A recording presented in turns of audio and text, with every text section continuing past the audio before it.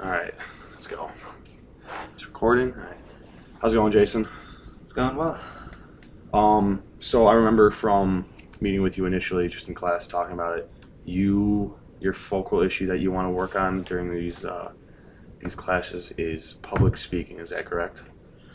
Um, yeah, public speaking, basically, even speaking in general, my everyday conversations. Okay. Um, I just feel that I'm never really as eloquent as I could be.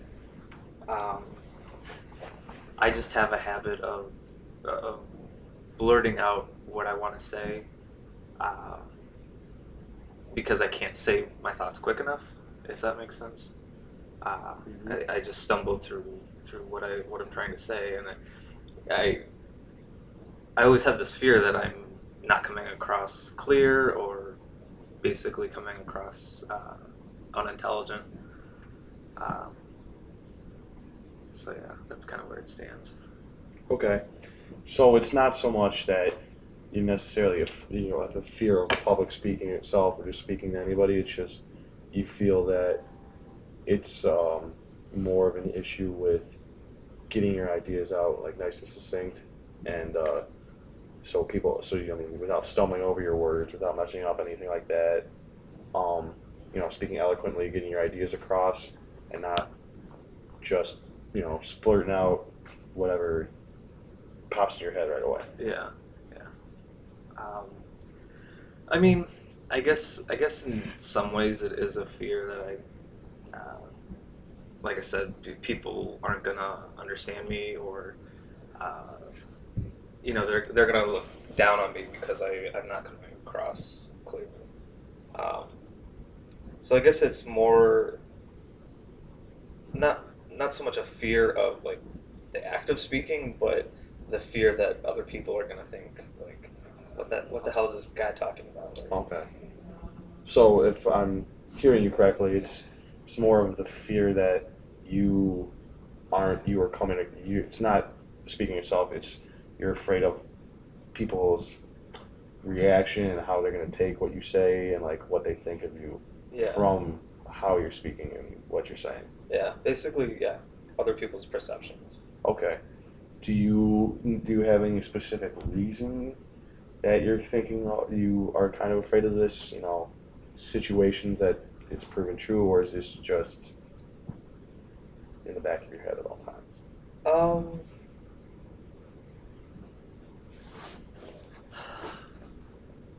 I mean, I guess there have been a few times. I mean, it's not like a consistent thing, but um, I can recall a few times in like elementary school or even in high school. Um, I'd raise my hand in a class or something and ask a question or make a comment on whatever the teacher had said, and I can hear like people in the background being like, what the hell?" Like, what? This has nothing to do with what we're talking about, or why is he asking this, or um, but like I say, it's not a consistent thing, but I guess those few instances kind of ingrained that Yeah, into me. it doesn't happen all the time, but when it does happen, it's more notable than when it doesn't happen. Right. So and you said back all the way back to maybe even grade school, you remember something. So it's not like a situation that has only cropped up recently. It's been scattered throughout, Yeah. for quite a while now. Yeah, I'd say that. I guess the more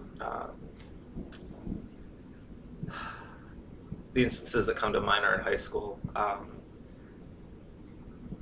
where I can remember I was sitting in art history class, and we were talking about some sculpture or something, um, and I had read ahead like a chapter or so, and asked the teacher a question about something I had read and wasn't totally clear on, but we still hadn't covered yet. And the teacher had no problem explaining it to me, but uh, this girl like behind me um, was basically like, calling me a brown noser, but Mhm. I don't want to. I don't want to curse on the audio. On the audio, I mean, Yeah. this is going into Dr. Moon. But yeah, just kind of ripping me apart to other Okay. kids, and that, like I say, that kind of just stuck with me. Yeah, those instances would have a tendency, I guess, to, I mean, whenever it's not something that anybody enjoys happening. So, Right. those instances definitely would stick out, Yeah. rare as they may be. And it's not like you even did it's not even a question of saying something stupid, it's just saying something, I mean, you had a pertinent question Mm-hmm. just about something that might happen, 2 classes from now. Right. And somebody decided to say something, and you just kind of got it stuck in the back of your head that you're thinking. Yeah, it You kind don't- of burned into my head. You don't really want to feel that again. You don't really feel like, Right. okay, so you're more hesitant to, I guess, put yourself out there. Yeah. I mean, I notice even today, with being in grad school, I find myself always thinking my thoughts through, or running through my thoughts a few times before I even raise my hand, just to make sure, like, okay, I know that this is a relevant question, and it's kind of pertinent to what we're talking about. So, okay, yeah, I can go ahead and ask this, or say this comment or whatever. Okay. So yeah, it's still kind of yeah, it still kind of makes me reluctant to just say what I want to say right away. I don't know if that makes sense. No, it makes sense. It does. Definitely, I understand that completely. But when you were just talking about how you now, take the time, pause, run through what you're going to say a couple of times, do you think this is necessarily a bad thing, like in class, or if you have something? If you've ever run into this at a job or something? Excuse me. Sorry about that. That it. Do you think it's necessarily a bad thing that you pause to take the time? Have you ever, has it you run out of time? Has you taken too long to do it, or just run through it and possibly put up barriers to yourself in your mind that you just eventually just don't do it at all? Yeah, there are a lot of times where I'll think about it so much that it's kind of the moment has come and gone where I should have raised my hand or said something. It's yeah, I mean, it's gotten to the point where we're always kind of vying for the spotlight in classes, because there are so many of us with so many ideas, and we can only get so much done. I'm not saying like the other students or the other personalities are to blame. It's just they have something to say and they jump in. Well, it's kind of like, well, crap, I should have said this, but like I said, the moment's already passed, so I just kind of let it slide. So I guess in a way it is kind of, I wouldn't say bad, but negative. Mm-hmm. It's not really, I guess in that instance, it's not really helping me. Okay. So. Have you ever experienced any instances where it does help you? It is positive, like. Yeah, I mean, just thinking about being here at TCS, because we're supposed to be professional, and we're supposed to be, in that mindset all the time, and I think we're all trying to come across as intelligent as possible when we speak. So yeah, I mean, there are plenty of instances where it does work, and I feel like, okay, what I did say mattered, and it added to the class in a way. always good. So yeah. Okay. So, from what I'm getting so far is it's hard for you to sometimes speak up as you're nervous about potential repercussions, whether or not they'll happen because of past instances that they have happened. You know, the rare as they may be, those instances will stick out. So now you take time before you say anything. You got to think things through, so you don't stumble over your words. You don't say the wrong thing at the wrong time.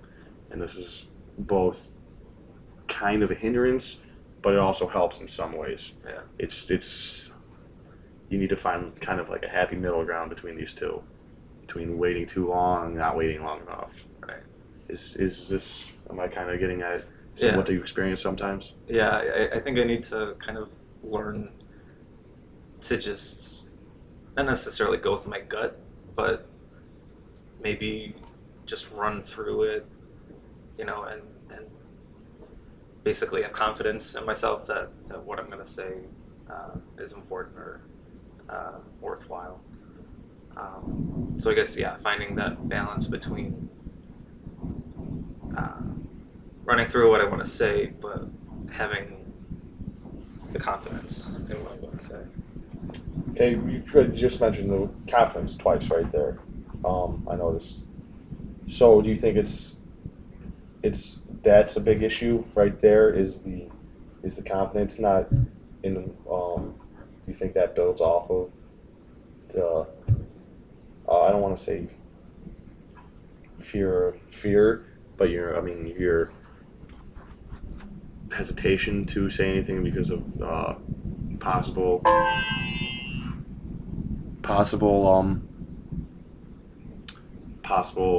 I'm sorry, repercussions. There we go. Sorry. So you think confidence could be an issue? I think, yeah, self-esteem probably plays a big part in this. I mean, I'm not saying that I have the lowest self-esteem ever, and that, you know, I feel crappy about myself, but at on the flip side of the coin, I mean, I've never really had a lot of self-esteem or confidence in myself. I'm always second-guessing myself or kind of degrading myself by comparing myself to others. I think that's something I do a lot. I do a lot of comparison, and I guess with this past year being at TCS, what I've noticed is when I do make comparisons to, you know, fellow students, it's kind of unfair to compare myself because I'm 23. I'm right out of undergrad, whereas some of these people are almost 30, or some are 30, and so they have so much more experience than I do. They've basically almost been alive a decade longer. Yeah. So, you know, they should have these qualities or characteristics and experience. So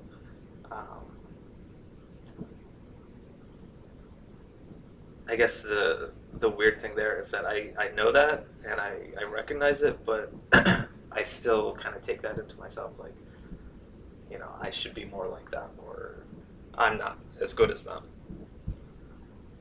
It's always easy to judge yourself more harshly than you judge others, and you know that is kind of daunting, having people 30 years old, 20, 26, 28, who have already been in the business world, know more of what they're talking about in certain classes and, you know, what we're going through, obviously, you know, especially coming just out of grad school, undergrad, Yeah. and it's daunting